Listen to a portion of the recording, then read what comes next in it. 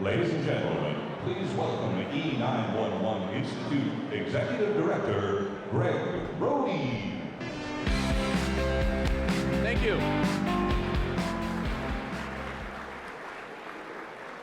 Welcome, everybody. Welcome to the 9-1-1 Honors and the celebration of the 5th anniversary of the founding of the Congressional E9-1-1 Caucus. 5 years ago, there was a small handful of us that gathered in the Reserve Officers Association where we decided to have a brief celebration of the founding of the Congressional E9-1 Caucus. And we thought the most fitting way to celebrate the work of the Congressional E9-1 Caucus was to have an evening where we wanted to honor and to highlight the work of citizen heroes and leaders. There's lots of dinners, there's lots of celebrations in Washington, as we know. Usually it's the politicians getting the awards. But tonight we have a little bit of an unusual circumstance for Washington. We have the politicians come and honor the citizens and the heroes around the country. And so that's what tonight is all about. It's a celebration of the great heroic work that a lot of ordinary people do that become extraordinary actions. And there's a lot of people who've dedicated their lives to really create extraordinary service throughout the course of their careers that have really contributed to making our country safe and secure. So that's what this night is all about. I want to first of all invite you to start eating the first course, which is on your plate. We have a brief program here tonight, and following the program we will serve the main course. To begin tonight, I would like to welcome an old friend and a new person to Washington. We're very pleased tonight to have the newly sworn-in Secretary of the Department of Agriculture. I should note, for full disclosure, I first met Ed Schaefer in 1992 when I was managing the gubernatorial campaign against him. Because of such a horrible job that I did, he owes his political career to me, because he later became governor of North Dakota. But Ed and I have become very good friends. We've had the chance to work together in business, and it really is an honor and a privilege to invite Secretary Ed Schaefer to say a few words.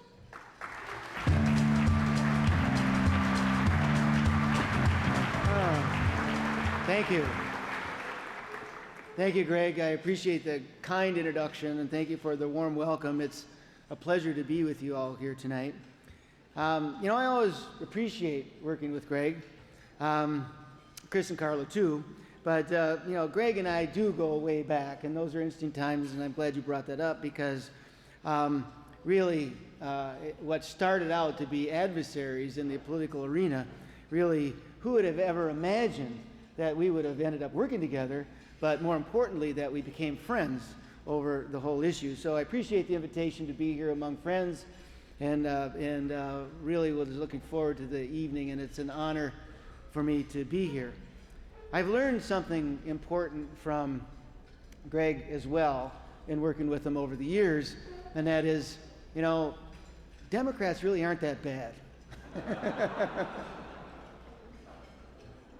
But anyway, we all know that 911 is the number to call in emergencies when you absolutely and positively need help. And by the way, please continue to eat and clank your silverware, toast each other, talk to your neighbor. As governor, I'm used to talking to the legislature. But E9-1-1 enhanced service is even more effective because it can pinpoint a caller's location and reestablish a connection if the call is dropped. There have been a few days in this past month when I wish there was a service like that for new cabinet members who are in town. I'm not complaining, though. I love the Department of Agriculture and all the missions that it has. And I look forward to doing all I can to advance those missions in this term-limited time that I have here this year. I have to tell you, you're supposed to get a honeymoon when you're new on the job. The honeymoon was very short for me. I was immediately dropped into the middle of the very contentious and difficult farm bill negotiations that even the veterans say are some of the most tough that we've faced over the last decades. But also, the first full day on my job arrived a video from a meatpacking plant in California showing inhumane treatment of animals, and that led to the largest meat recall in U.S. history. So things have been moving fast, and welcome to the USDA. You know, Washington has been a bit of an adjustment for Nancy and myself as well. You know, we're from North Dakota, the wide open spaces, the safest state in the nation. And it takes some getting used to being around here. All the people and the efforts and the security are just something that we don't normally have to deal with back at home. I'm starting to get used to being hustled in and out of the back room and the loading dock and through the kitchen. It's like, I don't know where the front door to anything is anymore. But, you know, they have the security all over the place. And we dealt with that a little differently in North Dakota.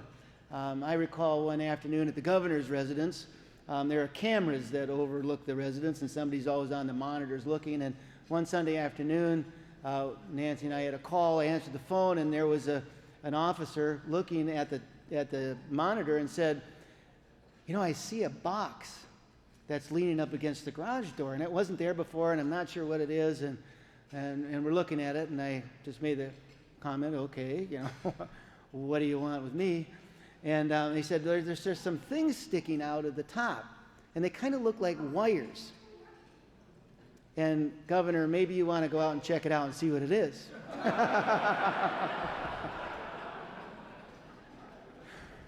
So things are a little different around here, but we are enjoying our newly minted efforts here in Washington, D.C., and glad to be a part of this community now for a short while before we get a chance to go back home to North Dakota. Throughout my career in public life and in the private sector as well, one cause that I've promoted is the technological parity for rural America, because I think that's the key to the quality of life. For 911 and E9-1-1 services to be effective nationwide, they must be fully compatible with wireless phones, so that so many people who now rely on their principal means of communications can be in touch. Unfortunately, in many parts of our country, particularly in the rural areas, the technology needed to handle the wireless E9-1-1 calls has not been fully deployed.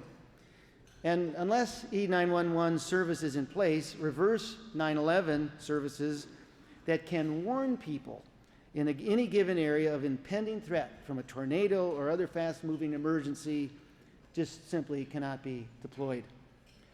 And I believe that this is one very important aspect of the broader issue.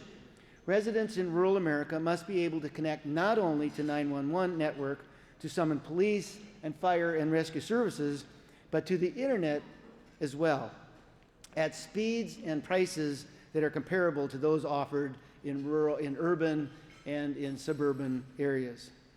We need to make the investments required to achieve full E9-1-1 coverage nationwide and bring competitive and cost-effective broadband access to our rural areas as well. It's the key to educational and economic opportunity, quality of health care, and lifestyle choices. Without it, living in rural America carries a hidden tax, and that's just not right. We shouldn't have to pay a premium of inadequate communications if we choose to live and work in a rural area. Your organization promotes connectivity on the most basic and urgent level. And that's a vital building block, especially in our rural communities. You make it possible to call for help when the need is the greatest and the stakes are the highest.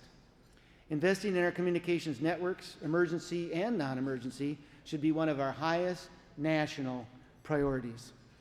Every American should have the peace of mind of knowing that they can call for emergency help when they need it and call when a threat is imminent. It has been a long-standing priority at USDA to approve and improve the delivery of these services in rural America. Between 2001 and 2007, our Rural Development Agency invested $653 million in more than 3,000 projects around the country to improve fire, rescue, and public safety facilities. We have more work to do in this area, and one of my goals over the next year will be open a public conversation on the need to bring our rural areas to communications parity with the rest of the nation in handling 911 emergencies and other areas as well. In the beginning of the last century, the struggle was to bring universal electric and telephone service to rural America, despite the higher costs that with wide open space and lower population densities imposed. With strong public support and a determined government action, these obstacles were gradually overcome and the nation was knit together more strongly than ever before. And we need to do the same thing today with communications technology, starting with the vital services that your members deliver so no one will be left off the grid by the virtue of geography. Keep up your good work, and I look forward to working with you in the months ahead. Again, thank you for the invitation to be with you this evening, and Godspeed in your work. Please welcome E9 President Jason Barber and APCO President Phyllis Andre. Good evening. First of all, I'd like to thank and welcome the 200-plus NENA members who have traveled from throughout this country to participate in this year's 911 Goes to Washington event. I'd also like to give a special thanks to Willis Carter, the APCO president, as well as the APCO board that's here. Willis and I, as well as both boards, have achieved a lot of teamwork in the last few months, and we hope that that can continue, because as we've learned in this city, NENA and APCO working together can move mountains. So I want a special thanks to Willis. Every year this event continues to grow in size, and we're very thankful for this. With all of this work that you've seen here tonight, as well as back at the Crystal City Hilton, where we've had the events for today as well as yesterday, could not have happened without the staff, the NENA staff, as well as the E9-1-1 Institute staff. So I'd like to give them a round of applause for their work.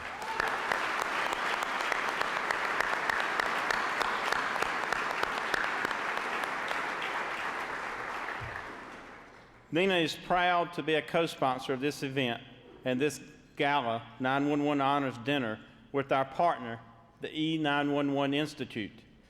It has been 40 years since the first 911 call was made.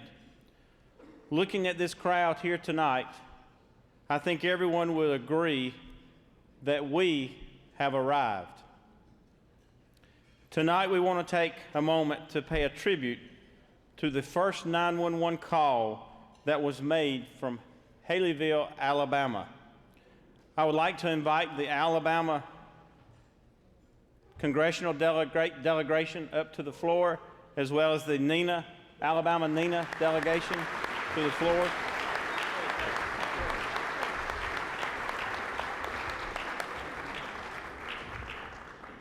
That small group of individuals who gathered in the mayor's office and the local police station for the first 911 call in 1968 had no concept of the kinds of issues we would be facing today as we attempt to build next generation 911. But they certainly knew that they were launching something very significant. Their work to initiate the first 911 call helped make possible our place in time and our place in the future.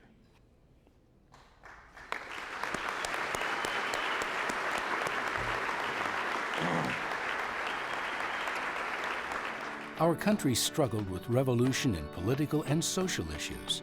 Controversy over the war in Vietnam was escalating. Battles raged in the streets for peace and civil rights, and the assassinations of Robert F. Kennedy and Martin Luther King Jr. stunned not only our nation, but the world. Our culture reflected the revolution as well. We listened to the Beatles, Johnny Cash, and Elvis. In theaters, we saw Guess Who's Coming to Dinner and The Graduate. On television, Rowan and Martin's Laugh-In and 60 Minutes aired for the first time, and we glimpsed the far side of the moon with the Apollo 8 astronauts. In Haleyville, Alabama, another revolution was taking place, a revolution which would ultimately preserve the safety of our nation. This is where the first 911 call was made. The idea of a single universal emergency call number was initiated by a presidential commission. AT&T worked with the Federal Communications Commission to make the idea become a reality. In the first days of 1968, AT&T selected a brief, easy-to-remember, simple-to-dial number, 911. AT&T's 911 announcement was reported by the Wall Street Journal, where it was read by Bob Gallagher, president of the Alabama Telephone Company. The 911 concept ignited his entrepreneurial spirit and inspired him to be the first to implement 911 service. The first 911 call was placed at 2 p.m. on February 16, 1968, from the mayor's office in Haleyville and answered at the local police station. It wasn't long before communities across the country began to develop what would soon become the most effective emergency call number system in the world. Today, 99% of the United States has access to 911, making nearly 250 million calls each year. Through the dedication and hard work of many, America has developed a universal emergency call number system, bringing a sense of security to communities throughout the country. In 1968, all calls were made from rotary phones. The wireless revolution was a couple of decades away, and the internet was not even a dream. Today, we are working to develop the next generation 911 system that can take advantage of the capabilities of the internet and locate calls from any source. Our goal is to create a new generation of emergency response that is forever resilient. Wherever the technology advances may take us, we will remember how it began. 911, the simple three-digit number that was first dialed in Haleyville, Alabama, has become the cornerstone of a universal emergency response system that made a nation safe. This is our love. This is our life. It's the perfect chance to get it right.